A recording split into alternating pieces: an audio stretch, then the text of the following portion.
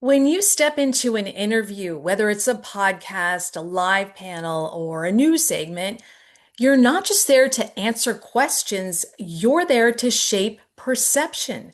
Recently, I was watching a popular podcaster interview a well-known public figure, someone who might have political aspirations.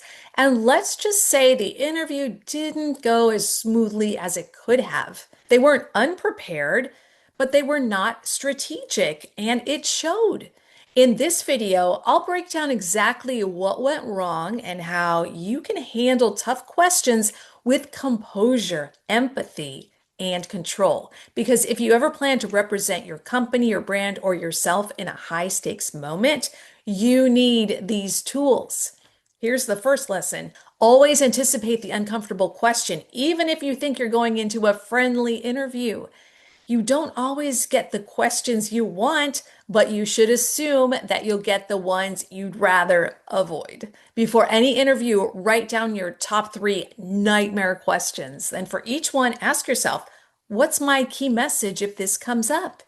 In that interview that I mentioned earlier, the guest was asked about a sensitive social issue. Their answer, short, defensive, technically accurate, but emotionally tone deaf. What they should have done is start with empathy and bridge to clarity. Something like, I respect everyone's right to their views, but we lose progress when we stop listening to each other. See the difference? That's balance, not fear. By the way, if you ever find yourself in that kind of situation, facing tough questions and unsure how to respond, this is exactly what I help people with inside my Smart Presence coaching program. It's built for founders, executives, and creators who want to sound confident, not cornered. You'll find the link below if you want to learn more. Next point, pivot. Don't get defensive. Most people under pressure, they try to win the argument, but interviews aren't debates. They're storytelling opportunities. The goal isn't to win per se, it's to redirect. In that same interview, the guest got pulled into a back and forth about language and culture. They stayed there, defending, explaining, losing control of the narrative. Now, the pro move would have been to pivot back to purpose. Something like, I think we get stuck fighting over language when what really matters are the results we deliver. That single line pulls the conversation out of conflict and back to your message. A bridge is always more powerful than a barricade. Here's the third principle. Control the temperature, not the topic. You can't always choose what's asked, but you can control your energy, tone, and pacing. When a question feels loaded, don't rush, breathe, acknowledge emotion without matching it. For example, that's a fair concern, and I understand why people feel strongly about it.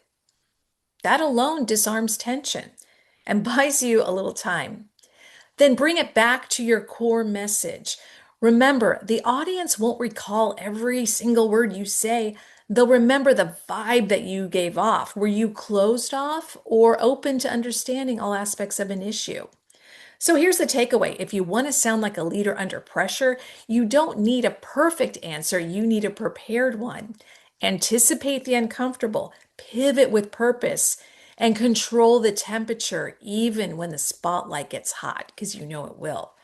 That's how great communicators earn trust in the moments that matter most.